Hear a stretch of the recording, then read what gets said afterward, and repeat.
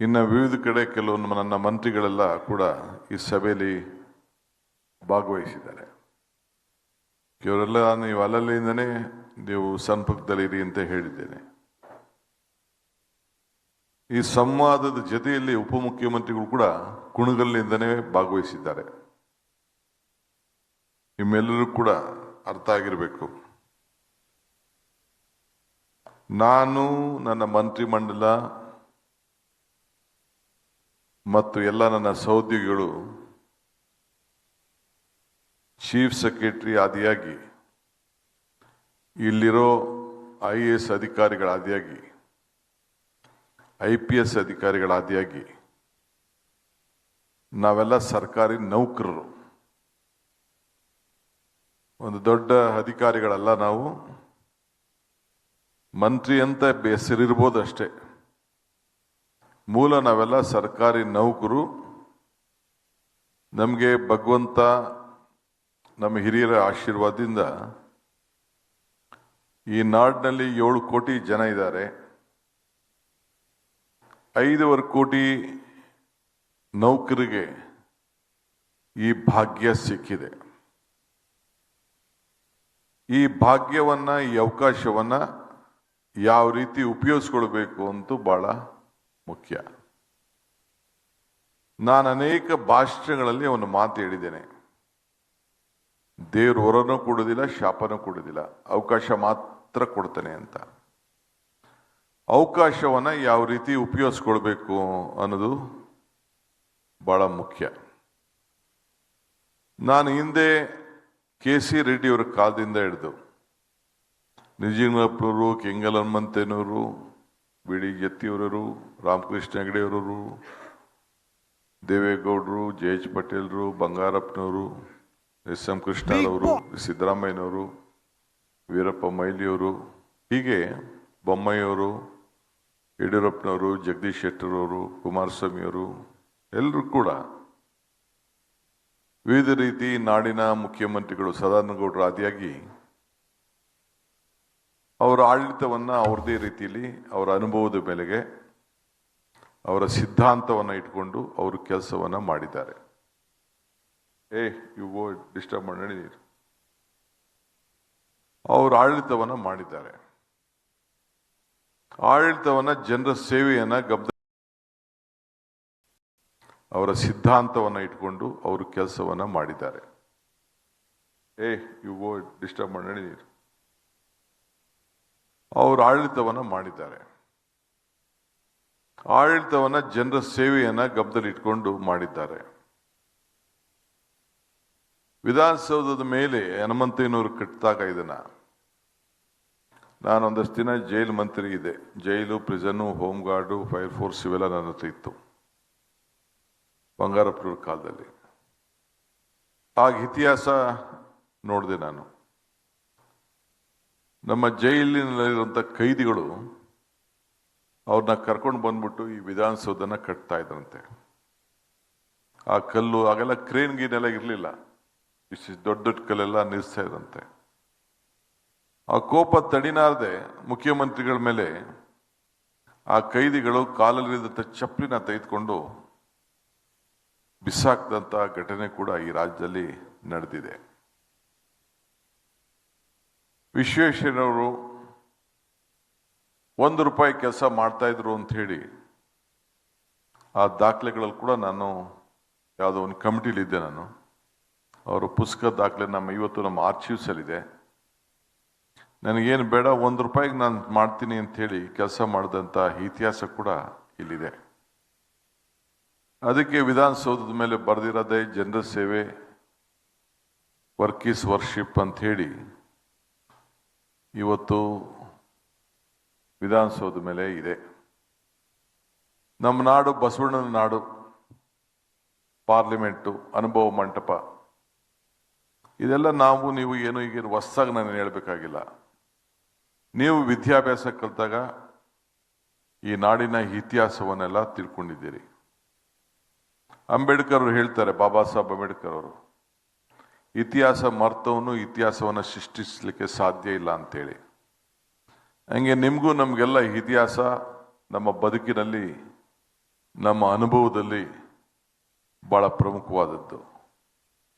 ನೀವು ಕೆಲವರೆಲ್ಲ ವಿವಿಧ ರೀತಿಯಲ್ಲಿ ಅನುಭವವನ್ನು ಹೊಂದಿದ್ದೀರಿ, ಗ್ರಾಜ್ಯುಯೇಟ್ಗಳಾಗಿದ್ದೀರಿ.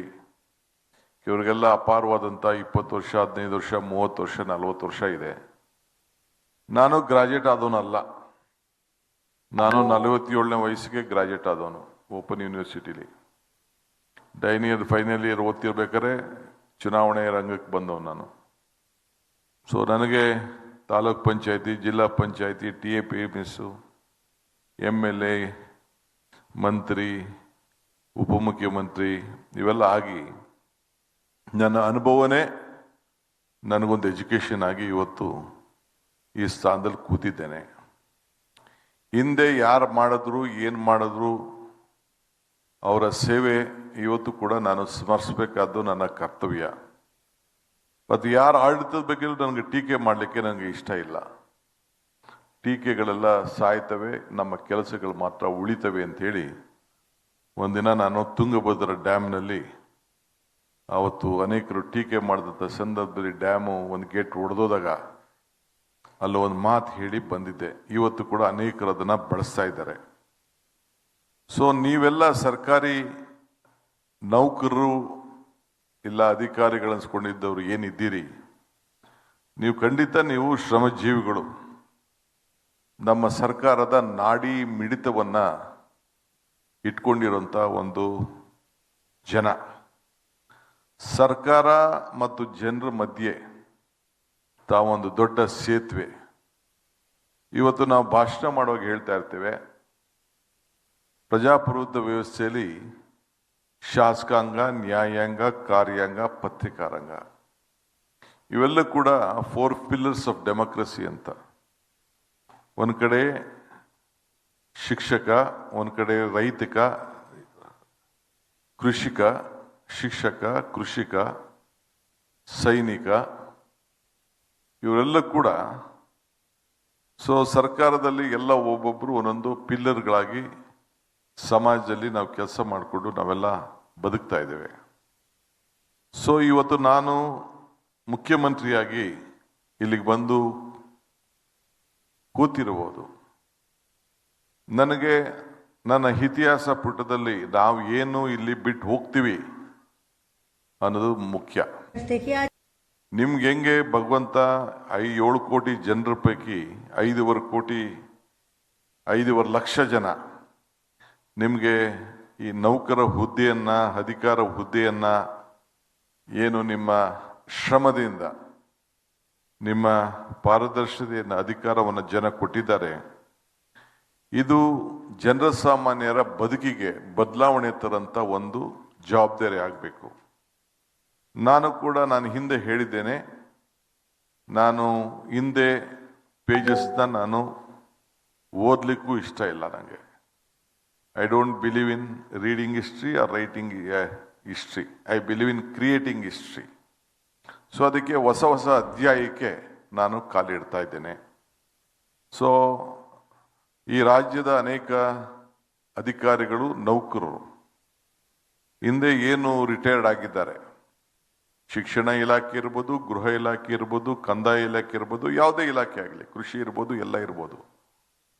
ಇವತ್ತು ಏನು ಈ ಸಿಸ್ಟಮ್ ರನ್ ಆಗಿದೆ, ನಮ್ಮ ರಾಜ್ಯಕ್ಕೆ ಅತಿ ಉತ್ತಮವಾಗಿ ಸೇವೆ ಮಾಡಿದ್ರಿಂದನೇ ಇವತ್ತು ಕರ್ನಾಟಕ ರಾಜ್ಯ ಯಾರು ನಮಗೆ ಬೆಂಬಲವಾಗಿ ನಿಂತ್ಕೊಳ್ಳದೆ ಇರಲಿ, ಇಲ್ಲಿರುವಂಥ ತಂತ್ರಜ್ಞಾನ, ಇಲ್ಲಿರುವಂಥ ವಿದ್ಯಾರ್ಥಿಗಳು, ಇಲ್ಲಿರುವಂಥ ಅನೇಕರು, ಇಡೀ ದೇಶ ನಮ್ಮನ್ನ ಗಮನಿಸ್ತಾ ಇದ್ದಾರೆ. ನಾನು ಮೊನ್ನೆ ಪ್ರೈಮ್ ಮಿನಿಸ್ಟರ್ಗೆ ಒಂದು ಮಾತು ಹೇಳಿದೆ. ಪ್ರಧಾನಮಂತ್ರಿಗಳನ್ನ ಮೈಸೂರಿನಲ್ಲಿ ಸ್ವಾಮಿ ವಿವೇಕಾನಂದರ ಒಂದು ಯೂತ್ ಸೆಂಟರ್ ಇನಾಗ್ರೇಷನ್ ಇತ್ತು. ಇಲ್ಲೇ ಕೂತಿದ್ದೆ. ಪ್ರೈಮ್ ಮಿನಿಸ್ಟರ್ ಅಟಲ್ ಬಿಹಾರಿ ವಾಜಪೇಯಿ ಬಂದಿದ್ರು, SM ಕೃಷ್ಣರವರು ಮುಖ್ಯಮಂತ್ರಿ ಇದ್ರು, ನಮ್ಮ ನಾರಾಯಣ ಮೂರ್ತಿ ಅವ್ರನ್ನ ಚೇರ್ಮನ್ ಮಾಡಿದ್ದು, ಬ್ಯಾಂಗ್ಳೂರು ಇಂಟರ್ನ್ಯಾಷನಲ್ ಏರ್ಪೋರ್ಟು ಫೌಂಡೇಶನ್ ಸಂದರ್ಭದಲ್ಲಿ ನಾನು 25 ವರ್ಷದ ಹಿಂದೆ ಮಾತು ಹೇಳ್ತಾ ಇದ್ದೀನಿ. 4 ಜನ ಪ್ರಧಾನಮಂತ್ರಿಗಳು ಈ ದೇಶಕ್ಕೆ 3 ತಿಂಗಳಲ್ಲಿ ಬಂದಿದ್ರು. 3 ತಿಂಗಳಲ್ಲಿ ಬಂದಂಥ ಸಂದರ್ಭದಲ್ಲಿ ಆ ಪ್ರಧಾನಮಂತ್ರಿಗಳು Tokyo, Japan prime minister, China prime minister, British prime minister ಮತ್ತು ಇನ್ನೊಂದು 4 ಜನ ಬಂದಿದ್ದರು 3-4 ತಿಂಗಳಲ್ಲಿ. ಆಗ ಅಟಲ್ ಬಿಹಾರಿ ವಾಜಪೇಯಿ ಅವರು ಮಾತು ಹೇಳಿದ್ರು, there was a time when the world leaders first come to Delhi, then they used to go to Calcutta, Mumbai, Chennai, Hyderabad, Bangalore and all. Now the situation has changed. Those world leaders are first coming to Bangalore, then they are going to Delhi ಅಂತ ಹೇಳಿ ಅಟಲ್ ಬಿಹಾರಿ ವಾಜಪೇಯಿ ಅವರು ಹೇಳಿದಂಥ ಮಾತು. ಇದು ಕೃಷ್ಣ ಅವ್ರ ಸರ್ಕಾರದ ಸಾಧನೆ, ಇಲ್ಲಾಂದ್ರೆ ಆಗಿನ ಕಾಂಗ್ರೆಸ್ ಸರ್ಕಾರದ ಸಾಧನೆ ಅಂತ ನಾನು ಹೇಳಲಿಕ್ಕೆ ನಾನು ತಯಾರಿಲ್ಲ. ನಮ್ಮ ರಾಜ್ಯ ಮಹಾರಾಜರ ಕಾಲದಿಂದ ಹಿಡಿದು ಏನು ಒಂದು ಆಡಳಿತ ನಡೀತು, ಆವತ್ತಿನ ಕಾಲದಲ್ಲಿ ಇರೋಂಥ ವ್ಯವಸ್ಥೆಯಲ್ಲಿ ಜಾತಿ ಧರ್ಮದ ವ್ಯವಸ್ಥೆಯಲ್ಲೂ ಕೂಡ ಗಮನದಲ್ಲಿ ಇಟ್ಕೊಂಡು ಬಸವಣ್ಣನ ಕಾಲದಿಂದ ಕೂಡ ಬಹಳ ಪರಿಶುದ್ಧವಾದಂಥ ಸಮಾನತೆ ಮೇಲೆ ಆಡಳಿತವನ್ನು ನಡೆಸಿ ಎಲ್ಲ ಜನರು ಕೂಡ ಕುವೆಂಪುರವರು ಹೇಳ್ದಂಗೆ ಸರ್ವ ಜನಾಂಗದ ಶಾಂತಿಯ ತೋಟ ಅಂತ ಹೇಳಿ ಇವತ್ತು ನಮ್ಮ ರಾಜ್ಯಕ್ಕೆ ಒಂದು ಬಿಂಬಿಸಿ ನಮ್ಮಲ್ಲಿರುವಂಥ ವಿದ್ಯಾರ್ಥಿಗಳು ಯುವಕರು ಇವತ್ತು ಏನು ಆ ನಾಲೆಜ್ ಹಬ್ ಅಂತ ಏನಿದೆ, ಇವತ್ತು ಕರ್ನಾಟಕದಲ್ಲಿ ನಮ್ಮ ಮ್ಯಾನ್ ಪವರ್ ಏನಿದೆ, ಹ್ಯೂಮನ್ ರಿಸೋರ್ಸಸ್ ಏನಿದೆ, ಇಡೀ ವಿಶ್ವದ ಚೈನಾ ಬಿಟ್ರೆ ಬೇರೆ ಯಾವ ರಾಜ್ಯದಲ್ಲೂ ಕೂಡ ಇಂಥ ಮ್ಯಾನ್ ಪವರು ಇರಲಿಕ್ಕೆ ಸಾಧ್ಯ ಇಲ್ಲ. ಅಂಥದನ್ನು ಇವತ್ತು ಎಲ್ಲ ದೇಶದವರು ಕೂಡ ಒಪ್ಕೊಳ್ತಾರೆ. ಮೊನ್ನೆ ಅಮೆರಿಕನ್ ಅಂಬಾಸಿಡರ್ ಕೂಡ ನಾನು ಭೇಟಿ ಮಾಡಿದ್ದೆ. ಅವರು ಒಂದು ಕಾರ್ಯಕ್ರಮಕ್ಕೆ ಬಂದಿದ್ರು. ನಾನು ನಮ್ಮ ಪ್ರಿಯಾಂಕ್ ಖರ್ಗೆ ಅವರು ಚರ್ಚೆ ಮಾಡ್ತಾ ಇದ್ರು. ಅವರು ಅದೇ ಮಾತನ್ನ ಒಪ್ಕೊಳ್ತಾ ಇದ್ರು. All fortune 500 countries world leaders ಎಲ್ಲ ಇಲ್ಲೇ ಬಂದಿದ್ದಾರೆ.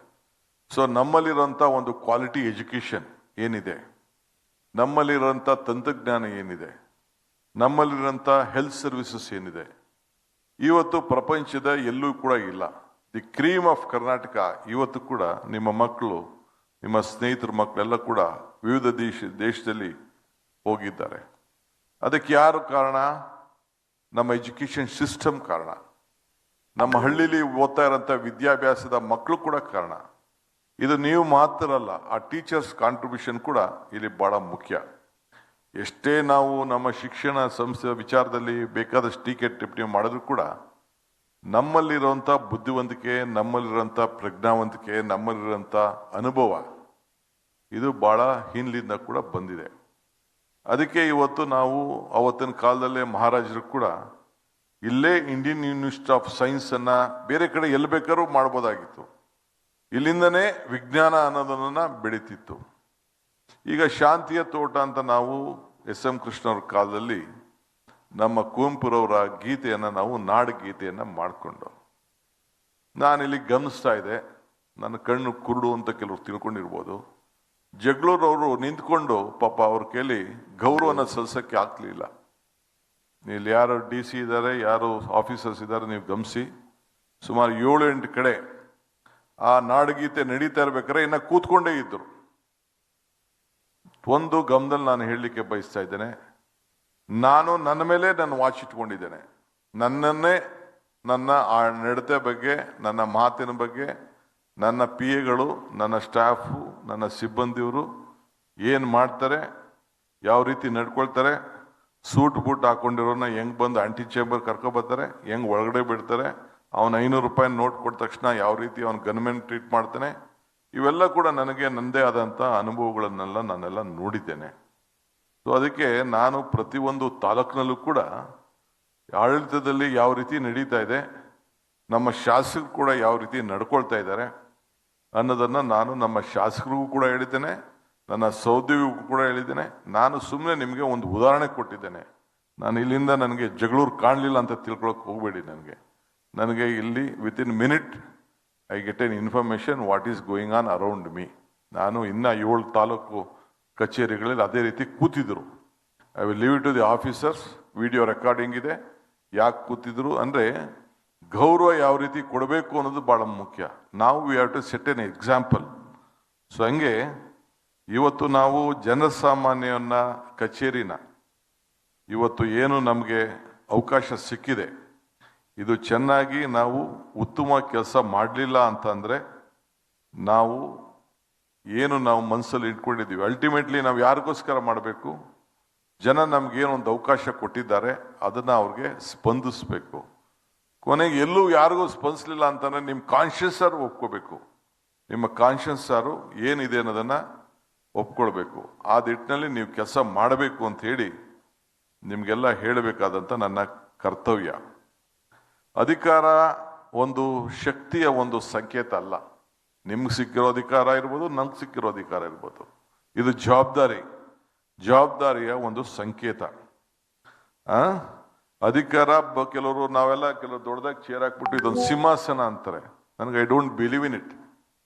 ಜನರ ಸೇವೆಗೆ ಸಿಕ್ಕದಂತ ಒಂದು ಅವಕಾಶ ಅದು. ಮೂರ್ತಿಗೆ ಬೆಲೆ ಕಟ್ಟಬಹುದು, ಆದ್ರೆ ಭಗವಂತನಿಗೆ ಬೆಲೆ ಕಟ್ಟಕ್ಕಾಗ್ತದ? ಆ ದೇವ್ರಿಗೆ ಬೆಲೆ ಕಟ್ಟಕ್ಕಾಗ್ತದ? ದೇವರನ್ನ ಯಾರು ನೋಡ್ಲಿಕ್ಕೆ ಸಾಧ್ಯನಾ? ಜನರಲ್ಲೇ ದೇವರನ್ನ ನೋಡ್ಲಿಕ್ಕೆ ಅವಕಾಶ ಇದೆ ಅಂತೇಳಿ ಬಸವಣ್ಣವರು ನಮಗೆ ಮಾರ್ಗದರ್ಶನ ಕೊಟ್ಟಿದ್ದಾರೆ. ಆದ್ರಿಂದ ಇವತ್ತು ನಾವು ಅನೇಕ ಕಾರ್ಯಕ್ರಮಗಳನ್ನ ನಾವು ಸರ್ಕಾರದಲ್ಲಿ ಇವತ್ತು ಏನೇನು ಕಾರ್ಯಕ್ರಮಗಳನ್ನ ನಾವು ರೂಪಿಸಿದ್ದೇವೆ. ಅಧಿಕಾರ ಬರೋಕ್ಕಿಂತ ಮುಂಚಿತವಾಗಿ ಇವತ್ತು ನಮ್ಮ ಶಾಸಕರೆಲ್ಲ ಎಷ್ಟೋ ಜನ ನಮಗೆ ಬೈತಾ ಇದ್ದಾರೆ, ಈ 5 ಗ್ಯಾರಂಟಿ ತೆಗೆದುಕೊಂಡು ಬಂದ್ಬಿಟ್ರಿ, ನಮ್ಗೆ ಡೆವಲಪ್ಮೆಂಟ್ ದುಡ್ಡಿಲ್ಲ, ಆ ದುಡ್ಡಿಲ್ಲ ಅಂತೇಳಿ ನಮ್ಮ ಹತ್ರ ಎಲ್ಲ ಗಲಾಟೆ ಮಾಡ್ತಾ ಇದ್ದಾರೆ. ನಮ್ಮ ಅಪೋಸಿಷನ್ ಪಾರ್ಟಿಯವರು ಟೀಕೆ ಮಾಡಿದ್ರು, ಬೇಕಾದಷ್ಟು ಜನ ಪ್ರೈಮ್ ಮಿನಿಸ್ಟರ್ ಟೀಕೆ ಮಾಡಿದ್ರು. ಈಗ ಏನಾಯ್ತು? ಮಹಾರಾಷ್ಟ್ರ ಏನಾಯ್ತು, ಬಿಹಾರಲ್ಲಿ ಏನಾಯ್ತು, ಮಧ್ಯಪ್ರದೇಶ ಏನಾಯ್ತು, ಬೇರೆ ರಾಜ್ಯಕ್ಕೆ ಏನಾಯ್ತು? ಕೊನೆಗೆ ಏನ್ ಟೀಕೆ ಮಾಡ್ತಾ ಇದ್ರು ಅವರು ನಮ್ಮನ್ನೇ ಫಾಲೋ ಮಾಡಬೇಕಾದಂತ ಒಂದು ಪರಿಸ್ಥಿತಿ ಬಂತು. ನಮ್ಮ ಗ್ಯಾರಂಟಿಗಳನ್ನೇ ಫಾಲೋ ಮಾಡಬೇಕಾದಂತ ಒಂದು ಪರಿಸ್ಥಿತಿ ಬಂತು. So Karnataka model has become A model for the entire country today. ಏಕೆಂದ್ರೆ ಇವತ್ತು ಸೋಷಿಯಲ್ ಸೆಕ್ಯೂರಿಟಿ ಸಿಸ್ಟಮ್ ಅಲ್ಲಿ ಇವತ್ತು ಜನರಿಗೆ ಸಹಾಯ ಮಾಡಬೇಕಲ್ಲ. ನನಗೆ ಇಲ್ಲೇ ನಮ್ಮ ಸಡಾಕ್ಷರಿ ಕೂತಿದ್ದಾರೆ, ಅವ್ರಿಗೆ ಅಭಿನಯಿಸ್ತೇನೆ. ಮೊನ್ನೆ ನಮ್ಮನ್ನೆಲ್ಲ ಕರೆದು ಸನ್ಮಾನ ಮಾಡಿದ್ರು. ನಾನು ಇರ್ಲಿ ಅಂತೇಳಿ ಒಪ್ಕೊಂಡು ಹೋಗಿದ್ದೆ. ಸನ್ಮಾನ ಅಲ್ಲ, ನಿಮ್ಮನ್ನೆಲ್ಲ ಮಾತಾಡ್ಬೇಕಂತ ಹೋಗಿದ್ದೆ. ಅವರು ಡಿಕ್ಲೇರ್ ಮಾಡಿದ್ರು, ನಮ್ಗೆ ಯಾವ ಥರದ ನಿಮ್ಮ ಗ್ಯಾರಂಟಿ ವ್ಯವಸ್ಥೆಯಲ್ಲಿ ಬೇಡ, ನಮಗೆ ವಿದ್ಯುತ್ ಶಕ್ತಿನೂ ಬೇಡ, ಬೇರೆ ನಮ್ಮ ಮನೆಗಳಲ್ಲಿ ಯಾವ ಸೇವೆ ಬಸ್ಸಿನ ವ್ಯವಸ್ಥೆನೂ ಬೇಡ, ನಮಗೆ ನಾವು ಸಿಕ್ಕಿರೋಂಥ ಅವಕಾಶನ we are ready to surrender ಅನ್ನೋ ಮಾತನ್ನು ಕೂಡ ಅವ್ರು ಹೇಳಿದ್ರು. On behalf of all of you I would like to salute you for this great ಹೃದಯ ಶ್ರೀಮಂತಿಕೆಯನ್ನ ತೋರಿಸಿದ್ದಾರೆ. ಸೊ ಇವತ್ತು ನಾನು ಅವ್ರಿಗೆ ಈ ಸಂದರ್ಭದಲ್ಲಿ ನಾನು ಅವ್ರಿಗೆ ಅಭಿನಂದನೆ ಸಲ್ಲಿಸಲಿಕ್ಕೆ ಸರ್ಕಾರದ ಪರವಾಗಿ ನಾನು ಬಯಸ್ತೇನೆ. ಇವತ್ತು ತಾಲೂಕ್ ಕಚೇರಿಗಳಲ್ಲಿ ನಮ್ಮ ಉಪಮುಖ್ಯಮಂತ್ರಿಗಳು ನಿಮಗೆ ಒಂದು ಸಂದೇಶವನ್ನ ಸರ್ಕಾರದ ಪರವಾಗಿ ಕೊಟ್ಟಿದ್ದಾರೆ. ಇವತ್ತು ಎಲ್ಲ ಕೆಲಸ ಮಾಡ್ತಾ ಇದ್ದೀರಿ, ಹೆಡ್ ಕ್ವಾರ್ಟರ್ಸ್ ಅಲ್ಲಿ ಯಾರೂ ಇಲ್ಲ. ಯಾಕೆ ನೀವು ಕೆಲಸಕ್ಕೆ ಸೇರ್ಕೋಬೇಕು? ಯಾಕೆ ಆ ತಾಲೂಕ್ ಬೇಕು? ಏನು ಈ ಜಾಗ ಬೇಕು? ನಿಮ್ಗೆ ಅವಕಾಶ, ಕೆಲವರು ಪ್ರೆಷರ್ ಮೇಲೆ ಬಂದಿರ್ತೀರಿ, ಕೆಲವರು ಪಾಪ ಏನು ಇಲ್ಲದೆ, ಕೆಲವರು ಯಾರು ಪರಿಚಯ ಇಲ್ಲದೆ ಹೋದವರು ಪಾಪ ಸರ್ಕಾರದಲ್ಲಿ ಎಲ್ಲಿ ಆಗ್ತಾರೋ ಆ ಕೆಲಸ ನೀವು ಮಾಡ್ಕೊಂಡು ಬರ್ತಾ ಇದ್ದೀರಿ. ಬಹಳ ಜನ ಹೆಡ್ ಕ್ವಾರ್ಟರ್ಸ್ ಅಲ್ಲಿ ಇಲ್ಲ. Almost more than 60% head quarters ಅಲ್ಲಿ ಇಲ್ಲ. ತಾಲೂಕ್ ಮಟ್ಟದಲ್ಲಿ, ಜಿಲ್ಲಾ ಮಟ್ಟದಲ್ಲಿ ಅವ್ರವ್ರ ಊರುಗಳಿಂದ ಬರೋದು, ಎಲ್ಲಿಂದನೋ ಬರೋದು, ಮಾಡೋದು. ಒಂದು ಫೋನ್ ಇದೆ, ಮಾಡಿದಾಗ ಬಹಳ ಇದರಿಂದ ಮಾತಾಡೋದು, ಇವೆಲ್ಲ ಕೂಡ ಬಹಳ ಅತಿ ಹೆಚ್ಚಾಗಿ ಕಾಣ್ತಾ ಇದೆ. ಅದಕ್ಕೆ ನಾನು ಪ್ರಾರಂಭದಲ್ಲಿ ನಾನು ನಮ್ಮ ಎಲ್ಲ ಸೀನಿಯರ್ ಆಫೀಸರ್ಸ್ ಹೇಳಿದ್ದೇನೆ, ಪ್ರತಿ ತಾಲೂಕಲ್ಲೂ ಕೂಡ PDO ಇಂದ ಹಿಡಿದು ರೆವಿನ್ಯೂ ಇನ್ಸ್ಪೆಕ್ಟರ್ ಇಂದ ವಿಲೇಜ್ ಅಕೌಂಟ್ ಇಂದ ಹಿಡಿದು ಎಲ್ಲನೂ ಕೂಡ ಅಲ್ಲಿಂದ ಮೇಲ್ಮಟ್ಟದ ಆಫೀಸರ್ ಇಲ್ಲ, ಕಂಪಲ್ಸರಿ ಆಗಿ ಅವನು ಅವ್ರವ್ರ ಕೇಂದ್ರ ಸ್ಥಳದಲ್ಲಿ ಅವರು ವಾಸವಾಗಬೇಕು, ಅವರು ಬೋರ್ಡ್ ಹಾಕಬೇಕು, ಅವ್ರ ಸಂಪರ್ಕದ ವ್ಯವಸ್ಥೆ ಇಟ್ಕೊಳ್ಬೇಕು. ಇವತ್ತಿರೋ ಟೆಕ್ನಾಲಜಿ ಎಲ್ಲಿದ್ದಾನೆ ಅಂತೇಳಿ ಇವತ್ತು ನಾವು 750 ಕಡೆ ಈ ಒಂದು ಸಭೆ ಇವತ್ತು ನಡೀತಾ ಇದೆ. 750 ಕಡೆ ಅವ್ರನ್ನೆಲ್ಲ ಇಲ್ಲಿಗೆ ಬಂದು ದೊಡ್ಡ ಭಾಷಣ ಮಾಡಬೇಕಾದಂತ ನನಗೆ ಅವಶ್ಯಕತೆ ಇಲ್ಲ. ಈ ಭಾಷಣಕ್ಕೆ ನಾನು ಇಲ್ಲಿ ಸೇರಿಲ್ಲ, ನನಗೆ ಭಾಷಣ ಮಾಡುವಂತ ಚಟ ಕೂಡ ನನಗೇನು ಅವಶ್ಯಕತೆ ಇಲ್ಲ. ಬಟ್ ನಾನೊಬ್ಬ ರಾಜ್ಯದ ಒಬ್ಬ ಪ್ರಮುಖನಾಗಿ, ಒಬ್ಬ ಪ್ರಮುಖ ನೌಕರನಾಗಿ ನಾನು ನನ್ನ ಅಭಿಲಾಷೆ ಏನಿದೆ, ನಮ್ಮ ಸರ್ಕಾರ ಚಿಂತನೆ ಇದೆ, ನಮ್ಮ ಸರ್ಕಾರ ಮಾರ್ಗದರ್ಶನ ಇದೆ, ಮುಂದಿನ ದಿನದಲ್ಲಿ ನೀವು ಯಾವ ರೀತಿ ಹೋಗ್ಬೇಕು ಅಂತ ಹೇಳಿ ನಿಮಗೆ ನಾನು ಮನವಿ ಮಾಡಬೇಕು ಅಂತ ಹೇಳಿ ನಾನು ಇಲ್ಲಿಗೆ ನಿಂತಿದ್ದೇನೆ. ನನ್ನ ಭಾಷೆ ಯಾವ ರೀತಿ ಬೇಕಾದ್ರೂ ಉಪಯೋಗಿಸ್ಕೋಬಹುದು, ಆ ಭಾಷೆಯಿಂದ ಏನೂ ಪ್ರಯೋಜನ ಆಗಲಿಲ್ಲ. I believe in human relationship. ನನಗೆ ಜಾತಿ ಬಗ್ಗೆ ನಂಬಿಕೆ ಇಲ್ಲ. ನನಗೆ ಇವತ್ತು ಧರ್ಮ ಯಾವ್ದು ಬೇಕಾದ್ರೂ ನೀವು ಆಯ್ಕೆ ಮಾಡ್ಕೋಬಹುದು, ನೀವು ಯಾವ ಧರ್ಮದಲ್ಲಿ ಬೇಕಾದ್ರೂ ಇರ್ಬೋದು. ನನ್ನ ಪೋಸ್ಟಿಂಗ್ಸ್ ಕೊಡುವಾಗ ಮತ್ತೊಂದು ಕೊಡ್ಬೇಕಾದ್ರೆ ನಾನು ಇದನ್ನೆಲ್ಲ ಸಮಾನತೆ ಇರಬೇಕು ಅಂತ, ಸೋಷಿಯಲ್ ಜಸ್ಟಿಸ್ ಇರಬೇಕು ಅನ್ನೋ ಒಪ್ಪು ಅನ್ನೋದು ಇದು ನಮ್ಮ ಮೂಲ ಸಿದ್ಧಾಂತ. ಇದು ನಾನು ಅಧಿಕಾರದಲ್ಲಿರುವಂಥ ಒಂದು ಪಕ್ಷದ ಒಂದು ಮಾರ್ಗದರ್ಶನ ಇದು. ಸೊ ಎಲ್ಲರೂ ಕೂಡ ಸಮಾನತೆಯಿಂದ ನಾನು ನೋಡಬೇಕು ಅನ್ನೋ ದೃಷ್ಟಿಯಿಂದ. ಆದ್ದರಿಂದ ನಿಮ್ಮ ಸ್ಪಂದನೆ, ನಿಮ್ಮ ನಡವಳಿಕೆ ಕೂಡ ಪ್ರತಿಯೊಬ್ಬರು ಕೂಡ ನಮ್ಗೆ ಹೆಂಗೆ ಮಾರ್ಕ್ಸ್ ಕಾರ್ಡ್ ಆಗ್ತದೋ 5 ವರ್ಷಕ್ಕೊಮ್ಮೆ ಮಾರ್ಕ್ಸ್ ಕಾರ್ಡಲ್ಲಿ ನಮಗೂ ಕೂಡ ನಂಬರ್ ಆಗ್ತಾರೋ ಜನ, ಆ ರೀತಿ ನಿಮಗೂ ಕೂಡ ಹಾಕುವಂಥ ಶಕ್ತಿ ನಿಮ್ಮ ಹಿರಿಯರಿಗೂ ಕೂಡ ಇದೆ, ಹಿರಿಯ ಅಧಿಕಾರಿಗಳಿಗಿದೆ, ನಮಗೂ ಇದೆ ಅನ್ನೋದು ಕೂಡ ತಾವು ಗಮನದಲ್ಲಿ ಇಟ್ಕೊಳ್ಬೇಕು. ತಾವು ಮನಸ್ಸನ್ನ ಬಹಳ ಶುದ್ಧವಾಗಿ ತಾವು ಮಾಡೋಂಥ ಕೆಲಸದಲ್ಲಿ ಗಮನದಲ್ಲಿ ಇಟ್ಕೊಂಡ್ರೆ ಎಲ್ಲ ಕಷ್ಟಕ್ಕೂ ಕೂಡ ಇದೆ. ನಿಸ್ವಾರ್ಥ ಜನಸೇವೆ, ಪಾರದರ್ಶಕತೆ, ಇವತ್ತು ಇದನ್ನು ಗಮನದಲ್ಲಿ ಇಟ್ಕೊಂಡು ಈ ರೀತಿ ಅಧಿಕಾರವನ್ನು ಮಾಡಬೇಕು ಅಂತೇಳಿ ಈಗಾಗಲೇ ನಾವು ನಿಮಗೆ ಮಾರ್ಗದರ್ಶನವನ್ನು ಕೊಟ್ಟಿದ್ದೇವೆ. ನಮ್ಮ ಉಪಮುಖ್ಯಮಂತ್ರಿಗಳು ಒಂದು ಜನಸೇವೆ, ಇವತ್ತು ಪ್ರಜಾಸೇವೆ ಒಂದು ಇಲಾಖೆ ಬಗ್ಗೆ ಹೇಳಿದ್ರು. ಒಬ್ಬ ಸಿನ್ಸಿಯರ್ ಮೋಸ್ಟ್ ಹಾನೆಸ್ಟ್ ಒಬ್ಬ ಆಫೀಸರ್ನ ACS ಗ್ರೇಡ್ ಆಫೀಸರ್ಸ್ಗೆ ಒಬ್ಬ ಆಫೀಸರ್ಗೆ ನಾವು ಆಯ್ಕೆ ಮಾಡಿ ಆ ಜವಾಬ್ದಾರಿಯನ್ನು ಕೊಟ್ಟಿದ್ದೇವೆ. ಇದರ ಅರ್ಥ ಏನಪ್ಪಾ ಅಂತಂದ್ರೆ, ಪ್ರತಿಯೊಬ್ಬ ಮಂತ್ರಿ, ಪ್ರತಿಯೊಬ್ಬ ಶಾಸಕ ಅವರು ಕಂಪಲ್ಸರಿ ಡಿಸ್ಟ್ರಿಕ್ಟ್ ಮಿನಿಸ್ಟ್ರಿ ಯಾಕೆ ಹಾಕಿದ್ದಾರೆ?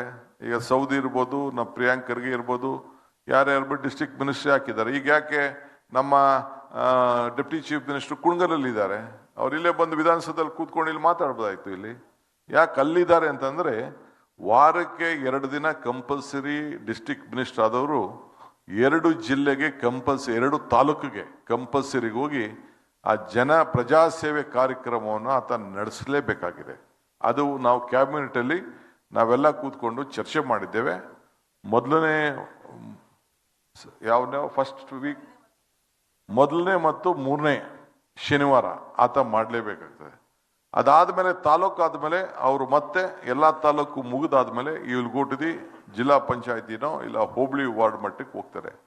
ಸೊ ಹಂಗೆ MLA ಕೂಡ ಕಂಪಲ್ಸರಿ ಆಗಿ MLA ಬರ್ತಾರೋ MLA ಬರ್ದೇ ಇರ್ತಾರೋ, we will see that all our MLA, ನಮ್ಮ ಪಾರ್ಟಿ MLA ಕಂಪಲ್ಸರಿ ಹೋಗ್ಲೇಬೇಕಾಗ್ತದೆ.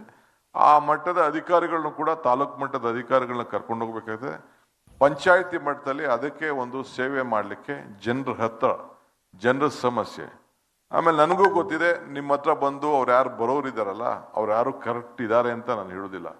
50% ಕಾನೂನು ಚೌಕಟ್ಟಿಂದ ಹೊರಗಡೆ ಇರೋರೇ ನಿಮ್ಮ ಹತ್ರಕ್ಕೆ ಬರ್ತಾರೆ. ಯಾರು ಸಾಧ್ಯ ಮಾಡೋಕ್ಕಾಗೋದಿಲ್ಲ ಅಂಥವ್ರೇ ನಿಮ್ಮ ಹತ್ರ ಬರ್ತಾರೆ. ಆದ್ರೂ ಕೂಡ ನೀವು ಅದಕ್ಕೆ ಒಂದು ಪರಿಹಾರವನ್ನು ಹುಡುಕ್ಲಿಕ್ಕೆ, where there is a will there is a way. So ಹಂಗೆ ನೀವು ಕಾನೂನು ಬಿಟ್ಟು ನೀವೇನು ಮಾಡಿ ಅಂತ ನಾನು ಹೇಳುದಿಲ್ಲ. ಕಾನೂನಿನ ಚೌಕಟ್ಟಿನಲ್ಲೇ ನೀವು ಯಾವ ರೀತಿ ಸಹಾಯ ಮಾಡ್ಲಿಕ್ಕೆ ಸಾಧ್ಯನೋ ಆ ರೀತಿ ಮಾಡಿ ಇದನ್ನ ಅವ್ರಿಗೆ ಸಹಾಯವನ್ನು ಮಾಡಬೇಕು. ಇವತ್ತು ನಾವು ಕೃಷ್ಣ ಬೈರೇಗೌಡರು, ನಾನು ಎಲ್ಲ ಸೇರಿ ಬೆಂಗಳೂರು ನಗರದಲ್ಲಿ, ಅವರು ರೂರಲಲ್ಲಿ ಒಂದು ಈ ಕಾಂತ ಆಂದೋಲನ ಮಾಡಿದ್ದೇವೆ. 25 ಲಕ್ಷ ಜನರಿಗೆ, ಇಲ್ಲೇ ನಮ್ಮ ಮಹೇಶ್ ರಾವ್ ಇಲ್ಲೆಲ್ಲ ಕೂತಿದ್ದಾರೆ, ಇಲ್ಲೇ ಕೂತಿದ್ದಾರೆ, ಮತ್ತು ನಮ್ಮ ಕಟಾರಿ ಇಲ್ಲೇ ಇದ್ದಾರೆ, ಕಟಾರಿ ಅವರು 1,11,00,000 ಜನರಿಗೆ, ಗ್ರಾಮೀಣ ಪ್ರದೇಶದ ಜನರಿಗೆ ಅವರ ದಾಖಲೆ, ಅವರ ಸೈಟು, ಅವರ ಫೋಟೋ ಎಲ್ಲ ಕೂಡ ಅವ್ರಿಗೊಂದು ಕೊಟ್ಟು ಭೂಮಿ ಗ್ಯಾರಂಟಿ, ಇವರು ಬೆಂಗಳೂರು ಸಿಟಿಲಿರೋಂಥ 25 ಲಕ್ಷ ಮನೆಗಳಿಗೆ, ಅವ್ರ ಮನೆಗಳಿಗೆ ಖಾತಾ, ಅವ್ರ ಫೋಟೋ, ಎಷ್ಟು ಬಿಲ್ಡಿಂಗು ಏನು ಅಂತ ಹೇಳಿ ಕೊಟ್ಟು ಉಚಿತವಾಗಿ ಅವ್ರ ಮನೆ ಬಾಗಿಲಿಗೆ ಯಾರು ಲಂಚ ಕೊಡದೇನೆ ಅವ್ರ ಮನೆ ಬಾಗಿಲಿಗೆ ಸರ್ಟಿಫಿಕೇಟ್ ಕೊಡುವಂಥ ವ್ಯವಸ್ಥೆ ಇದೆಯಲ್ಲ, ಇಡೀ ದೇಶದ ಉದ್ದಗಲೂ ಕೂಡ ಯಾವ್ದಾದ್ರು ರಾಜ್ಯದಲ್ಲಿ ಇಂಥ ಒಂದು ತೀರ್ಮಾನ ಮಾಡಿದ್ರ? ಇಂಥ ಒಂದು ದೊಡ್ಡ ತೀರ್ಮಾನ, ಐತಿಹಾಸಿಕ ತೀರ್ಮಾನ ನಡೆದಿತ್ತೆ ಅಂತಂದ್ರೆ ಇದು ಕರ್ನಾಟಕ ರಾಜ್ಯದಲ್ಲಿ ನಿಮ್ಮೆಲ್ಲರ ಸಹಕಾರದಿಂದ ಇದು ಪ್ರಾರಂಭ ಆಗ್ತಾ ಇದೆ. ಅದಕ್ಕೆ ನನ್ನ ಯಾರ್ದು ಕಾರ್ಪೊರೇಷನ್ ಇರ್ಬೋದು, ನಾನು ನಮ್ಮ BBMP ಸಂಬಂಧಪಟ್ಟಂತ GB ಅಧಿಕಾರಿಗಳಿರ್ಬೋದು ಮತ್ತು ರೆವಿನ್ಯೂ ಇಲಾಖೆಯವರು ಕೂಡ ಎಲ್ಲರೂ ಕೂಡ ಈ ಸಂದರ್ಭದಲ್ಲಿ ಅಭಿನಂದಿಸ್ತೇನೆ. ಇದು ಮುಂದುವರಿಸಿ, ಇದು ನಮ್ಮ ಸರ್ಕಾರದ 6ನೇ guarantee. Within period of 6 months ಅಲ್ಲಿ, 6-7 ತಿಂಗಳಲ್ಲಿ, ಈ ವರ್ಷದೊಳಗಡೆ ಇಡೀ ರಾಜ್ಯದ ಎಲ್ಲರೂ ಕೂಡ ಇದಾಗಬೇಕು. ಈ ಸಭೆಗಳ ನಡೆಯುವಂಥ ಸಂದರ್ಭದಲ್ಲಿ, ಈ ಪ್ರತಿ ಪಂಚಾಯತಿಗೂ ಪ್ರತಿ ಒಂದು ಹೋಬಳಿಗೂ ಹೋದಂಥ ಸಂದರ್ಭದಲ್ಲಿ ಅಲ್ಲಲ್ಲೇ ಆ ಒಂದು ಸರ್ಟಿಫಿಕೇಟ್ಗಳನ್ನು ಕರೆದು ಡಿಸ್ಟ್ರಿಬ್ಯೂಷನ್ ಮಾಡಿ ಅವ್ರಿಗೆ ಈ ಸರ್ಕಾರ ಯಾವ ರೀತಿ ನಿಮ್ಮ ಮನೆ ಬಾಗಿಲಿಗೆ ಮುಟ್ತಾ ಇದೆ ಅನ್ನೋದನ್ನ ತಾವು ತಿಳಿಸ್ಬೇಕು. ಅಲ್ಟಿಮೇಟ್ಲಿ ಏನು ಆಸೆ ಇದೆ ಒಬ್ಬಂಗೆ, ಬಡವನಿಗೆ, ನನಗೊಂದು ಸೂರಿರಬೇಕು. ಆ ಸೂರಿಗೆ ನೀವು ಒಂದು ಆಧಾರ ಕೊಡ್ತಾ ಇದ್ದೀರಿ, ಅದು ಅವ್ರ ವಂಶದ ಒಂದು ಆಸ್ತಿ. ನೀವು ಯಾರು ಅವ್ರಿಗೆ ತಗೊಟ್ಟಿಲ್ಲ. ಅವ್ರು ಕಷ್ಟಪಟ್ಟು ತಗೊಂಡಿದ್ದಾರೆ, ಅವ್ರ ಬದುಕಿನಲ್ಲಿ ಕಟ್ಕೊಂಡಿದ್ದಾರೆ. ನಾವೆಲ್ಲೋ ಕೆಲವು ಕಡೆ ಒಂದು 5% 6% ಬಡವ್ರಿಗೆ ಸೈಟ್ ಕೊಟ್ಟಿರ್ಬೋದು, ಮನೆ ಕೊಟ್ಟಿರ್ಬೋದು, ಕೆಲವ್ರು ಕೊಡೋಕ್ಕಾಗದೇ ಇರ್ಬೋದು, ಎಷ್ಟೋ ನಾವು ಆಗಿದೆ. ಆದರೂ ಕೂಡ ಅವ್ರಿಗೊಂದು ದೊಡ್ಡ ಹಾಸ್ಯ ಅನ್ನೋದನ್ನ ನಾವು ಇಟ್ಕೊಂಡಿದ್ದಾರೆ. ಅದಕ್ಕೆ ನೀವೆಲ್ಲ ಕೂಡ ಇದಕ್ಕೆ ಸಹಕಾರವನ್ನು ಕೊಡಬೇಕು. ಜನಸೇವೆ ಅನ್ನೋ ಒಂದು ವಿಚಾರ ಇದೆಯಲ್ಲ, ಅದು ನಿಮ್ಮೆಲ್ಲರ ಮೂಲ ಉದ್ದೇಶ ಇಟ್ಕೊಂಡಿರ್ಬೇಕು. ಪ್ರತಿಯೊಬ್ಬ ನಿಮ್ಮ ಸ್ಥಾನಕ್ಕೆ ಬಂದಂಥ ಸಂದರ್ಭದಲ್ಲಿ ತಾವು ಗೌರವದಿಂದ ಪ್ರತಿದಿನ 3 ಗಂಟೆಗೆ ನಿಮ್ಮ ಕಚೇರಿಯಲ್ಲಿ ಕೂತ್ಕೊಂಡು 3 ಗಂಟೆ ಮೇಲೆ ಅಟ್ಲೀಸ್ಟ್ 1-1.5 ಗಂಟೆ ನೀವು ಒಂದು ಭೇಟಿ ಮಾಡಿ, ಪ್ರೀತಿಯಿಂದ ಮಾತಾಡಿ. ನನ್ನ ಮಂತ್ರಿ ಮಂಡಲದವ್ರು, ನನ್ನ ಸ್ನೇಹಿತರುಗಳು ನನಗೆ ಕಾರಲ್ಲಿ ಬರ್ತಾ ಇದ್ರು, ಒಂದಿಬ್ಬರು ಕುಂಡ್ರಿಸ್ಕೊಂಡು ಅವ್ರು ಪಾಠ ಹೇಳ್ತಾ ಇದೆ. If you have to share, ಇಲ್ಲಾಂದ್ರೆ you have to care. Sharing and caring are the secrets of living ಅಂತ. ಇಲ್ಲಪ್ಪ, ನಾನು ಅವ್ರಿಗೆ ಹೇಳ್ತಾ ಇದ್ದೆ, ಪವರ್ ಶೇರ್ ಮಾಡಬೇಕು, ಇಲ್ಲಾಂದ್ರೆ ಕೇರ್ ಮಾಡ್ಕೊ. ಎಲ್ಲರನ್ನ ಕಳಿಸಿದೆ, ಎಲ್ಲರ ಹತ್ರಕ್ಕೆ ಹೋಗಿ ಭೇಟಿ ಮಾಡ್ಕೊಂಡು ಬಂದಿತ್ತು. ಅವ್ರಿಗೆ ನಾನು ಕಾರಲ್ಲಿ ಬರ್ಬೇಕಾದ್ರೆ ಪಾಠ ಹೇಳ್ಕೊಂಡು ಬಂದೆ. ಹಂಗೆ ನೀವು ಬಂದಾಗ ಅವ್ರಿಗೆ ಒಂದು ಕೇರ್ ಮಾಡಬೇಕು, ಅವ್ರಿಗೆ ಗೌರವ ಕೊಡಬೇಕು. ಜನಪ್ರತಿನಿಧಿಗಳಿಗೆ ಒಂದು ಗೌರವ ಕೊಡಬೇಕು. ಅವ್ರು ಬರೋದೆಲ್ಲ ಕಂಪ್ಲೀಟ್ ಎಲ್ಲರೂ ಕರೆಕ್ಟ್ ಅಂತ ನಾನು ನಿಮ್ಗೆ ಹೇಳುದಿಲ್ಲ. I know that. ಅವ್ರಿಗೂ ಕೂಡ ಬೇಕಾದಷ್ಟು ಪ್ರೆಷರ್ಸ್ ಇರ್ತದೆ. ಅವ್ರ ಹತ್ರಕ್ಕೆ ಹೋಗೋರು ಕೂಡ, ರಾಜಕಾರಣಿಗಳಿಗೆ ಹೋಗೋರು ಕೂಡ ಕಾನೂನು ಚೌಕಟ್ಟಿಂದ ಹೊರಗಡೆ ಇರೋರೇ ಹೋಗೋಂಥವ್ರು. ಎಲ್ಲ ಕರೆಕ್ಟಾಗಿದ್ದರೆ ಯಾವುದಾದ್ರೂ ಸಂದರ್ಭದಲ್ಲಿ ಕಾನೂನೇ ಅವ್ರಿಗೆ ಸಹಾಯ ಮಾಡ್ತದೆ. ಸೊ ಹಂಗೆ ಈ ಸಂದರ್ಭದಲ್ಲಿ ಸ್ಥಳೀಯ ಮಟ್ಟದ ಸಮಸ್ಯೆಯನ್ನ ಈ ಪ್ರಜಾಸೇವೆ ಇಲಾಖೆ ಮುಖಾಂತರ ನೀವು ಅಲ್ಲೇ ಅದಕ್ಕೆ ಪರಿಹಾರ ಒದಗಿಸ್ಕೊಡುವಂಥ ಕೆಲಸ ಮಾಡಬೇಕು. ಇದನ್ನ ಮಾಡ್ಬಿಟ್ಟು ಏನೋ ಹಾಕಿ ತಿರ್ಗಾ ಮುಂದಕ್ಕೆ ಹಾಕೋದು, ಜಿಲ್ಲಾ ಮಟ್ಟಕ್ಕೆ ಹಾಕೋದು, ಜಿಲ್ಲೆಯಿಂದ ತಾಲೂಕು ಮಟ್ಟಕ್ಕೆ ಹಾಕೋದು, ಇದು ಆಗ್ಬಾರ್ದು. ಇದು ನನಗೂ 100 ಜನ ಇಲ್ಲಿ ಬಂದು ಅರ್ಜಿ ಕೊಡ್ತಾರೆ, 1000 ಜನ ಅರ್ಜಿ ಕೊಡ್ತಾರೆ. ಇದನ್ನು ಸುಮ್ಮನೆ ಪಾಸನ್ ಮಾಡ್ಬಿಟ್ಟು ಇನ್ನೊಂದಕ್ಕೆ ಹಾಕಿ ಇನ್ನೊಂದಕ್ಕೆ ಹಾಕೋದಾದ್ರೆ ಅದಕ್ಕೇನು ಬೆಲೆ ಇಲ್ಲ. ಎಷ್ಟು ಸೊಲ್ಯೂಷನ್ ನಾವು ಪ್ರೊವೈಡ್ ಮಾಡ್ತೀವೋ, ಆಮೇಲೆ ಅವ್ರು ಬಂದು ಹೇಳ್ದವ್ರಿಗೆ ಆಯ್ತಪ್ಪ, ನಾನು ಒಬ್ಬ ಮಂತ್ರಿನ ಭೇಟಿ ಮಾಡಿದೆ, ಮುಖ್ಯಮಂತ್ರಿ ಭೇಟಿ ಮಾಡಿದೆ, ಒಬ್ಬ ಅಧಿಕಾರಿ ಭೇಟಿ ಮಾಡಿದೆ, ಒಬ್ಬ ನೌಕರರು ಭೇಟಿ ಮಾಡಿದೆ, ನನ್ನ ಅಳಲನ್ನ ನಾನು ತೋಳ್ಕೊಂಡೆ ಅನ್ನೋ ಒಂದು ಭಾವನೆ ಆ ಸಂದರ್ಭದಲ್ಲಿ ಇರಬೇಕು. ಸೊ ಗ್ರಾಮ ಆಡಳಿತಕ್ಕೆ ಬಹಳ ಉತ್ತಮವಾಗಿರಬೇಕು. ಆಗೇನಾಗ್ತದೆ, ಜನ ನೀವು ಗ್ರಾಮದಲ್ಲಿ ಭೇಟಿ ಮಾಡಿದಾಗ, ತಾಲೂಕು ಮಟ್ಟಕ್ಕೆ ಭೇಟಿ ಮಾಡಿದಾಗ ಇಲ್ಲಿಗೆ ಬರೋದು ಕಡಿಮೆ ಮಾಡ್ತಾರೆ. ಅದು ಬಹಳ ವಿಚಾರವಾಗಿ ಈ ಸಂದರ್ಭ ಇರಬೇಕು. ಹಿಂದೆ ನಾನು ನೋಡಿದ್ದೇನೆ, ನಾನು ಹೊಸದಾಗಿ ಮಂತ್ರಿಯಾಗಿ ವಿಧಾನಸೌಧ ಕಾಂಪೌಂಡೇ ಇರಲಿಲ್ಲ. ಆಟೋಲ್ಲೇ ಬಂದು ಎಂಟ್ರಿಗೆ ಇಲ್ಲಿ ಬಂದು ಬಾಕ್ಲಿಗೆ ಬಂದು ಇಳಿತಿದ್ದಂಥ ಕಾಲ ಈ ಸಂದರ್ಭದಲ್ಲಿ ಇತ್ತು. ನಾನು ಮಿನಿಸ್ಟರ್ ಇದ್ದಾಗ, ಜೈಲ್ ಮಿನಿಸ್ಟರ್, ನನ್ನ DSP ಆಟೋಲ್ ತಗೊಬಂದ್ಬಿಟ್ಟು ಇಲ್ಲೇ ಬಂದು ಇಳಿಸಿದ್ದ, ಪೋರ್ಟಿಕಲ್ಲೇ ಬಂದು ಇಳಿಸಿದ್ದ ಅಂತ ಕಾಲ ಎಲ್ಲ ಇತ್ತು. ಈಗ ಆ ಕಾಲ ಇಲ್ಲ. ಬೇರೆ ಸೆಕ್ಯೂರಿಟೀಸನ್ಸು ಮತ್ತೊಂದು ಇವೆಲ್ಲ ಇದೆ. ಆಗ ಕೃಷ್ಣ ಅವ್ರ ಕಾಲದಲ್ಲಿ ನೋಡಿ ಇದಕ್ಕೊಂದು ಸರಿಯಾಗಿ ಒಂದು ಗೇಟ್ ಮಾಡಬೇಕು ಅಂತೇಳಿ ನಾವು ಅಲ್ಲಿ ರಾಷ್ಟ್ರಪತಿ ಭವನಲ್ಲಿ ನೋಡ್ಬಿಟ್ಟು ಆ ಗೇಟ್ ಮಾದರಿನ ತಂದು ಇಲ್ಲೆಲ್ಲ ಸ್ವಲ್ಪ ತಂದು ನಾವು ಗೇಟ್ ಎಲ್ಲ ಅವತ್ತಿನ ಕಾಲದಲ್ಲಿ ವ್ಯವಸ್ಥೆಯನ್ನ ನಾವು ಮಾಡ್ಕೊಂಡು ನಾವು ಬಂದಿದ್ದೇವೆ. ಅದರಿಂದ ತಮ್ಗೆ ನಾನು ಹೇಳೋದಿಷ್ಟೇ, ಇವತ್ತು ತಮಗೆ ಒಂದು ಜನಸೇವೆ ಬಹಳ ಪ್ರಮುಖವಾದಂಥ ವಿಚಾರ ಅಂತ ಗಮನ ಇಟ್ಕೊಳ್ಳಿ. ಈಗಾಗಲೇ ನಮ್ಮ ಹೋಮ್ ಮಿನಿಸ್ಟರ್ ಕೂಡ, ನಮ್ಮ ಡೆಪ್ಟಿ CM ಕೂಡ ಈಗಾಗಲೇ ಭಾರತ್ ಜೋಡೋ ಕಾರ್ಯಕ್ರಮದ ಬಗ್ಗೆ ಹೇಳಿದ್ದಾರೆ. ಪ್ರತಿಯೊಂದು ಪಂಚಾಯತಿಗೆ ಇದೊಂದು ರೆವಲ್ಯೂಷನ್ ಮೂವ್ಮೆಂಟ್. ಇದು ಜನರಿಗೆ ನಾವು ದಿಕ್ಕೆಳಿಬಹುದು. ಅನೇಕ ಪ್ರಬುದ್ಧವಾದಂಥ ಶಕ್ತಿ ಯುವಕರಲ್ಲಿದೆ. ಇವತ್ತು ಎಲ್ಲರೂ ಕೂಡ ಅವಕಾಶ ಇಲ್ಲ. ನಂದು ಅನೇಕ ಇನ್ನೇನೇನೋ ಬೇರೆ ಕಾರ್ಯಕ್ರಮಗಳಿದೆ. ನಾನು ಮುಂದೊಂದು ದಿನದಲ್ಲಿ ಆ ಕಾರ್ಯಕ್ರಮಗಳನ್ನು ತಿಳಿಸ್ತೇನೆ. ಯಾಕೆ ಆ ಒಂದು ಭಾರತ್ ಜೋಡೋ ಯುವಕ ಸಂಘವನ್ನು ಮಾಡ್ತಾ ಇದ್ದೀನಿ ಅಂತಂದ್ರೆ, ಯುವಕರಿಗೆ ಒಂದು ತಾಳ್ಮೆ ಬರಬೇಕಾಗ್ತದೆ, ದೇಶ ಸೇವೆ ಬಗ್ಗೆ ತಿಳ್ಕೊಳ್ಬೇಕಾಗ್ತದೆ, ಸಂವಿಧಾನದ ಬಗ್ಗೆ ತಿಳ್ಕೊಳ್ಬೇಕಾಗ್ತದೆ. ಅವರಲ್ಲೇ ಇರುವಂಥ ಯುವಶಕ್ತಿ, ಸಾಂಸ್ಕೃತಿಕ ವಿಚಾರದಲ್ಲಿ ನಾವು ಈಚೆ ತರಬೇಕಾಗ್ತದೆ. ಹೆಂಗೆ ಅವ್ರು ಲಿಫ್ಟ್ ಮಾಡೋದು? ಎಲ್ಲರಿಗೂ ಕೂಡ ಆಪರ್ಚುನಿಟಿ ಇಲ್ಲ. ಸೊ ಅಲ್ಲಿ ತಾಲೂಕು ಮಟ್ಟದಿಂದ, ಗ್ರಾಮ ಪಂಚಾಯತಿ ಮಟ್ಟದಿಂದ ಕೆಲವರು ಆಪರ್ಚುನಿಟಿ, ಕೆಲವರು ಪ್ರತಿಭೆಗಳನ್ನು ಯಾರು ಹೇಳಲಿಕ್ಕೆ ಸಾಧ್ಯ ಇಲ್ಲ.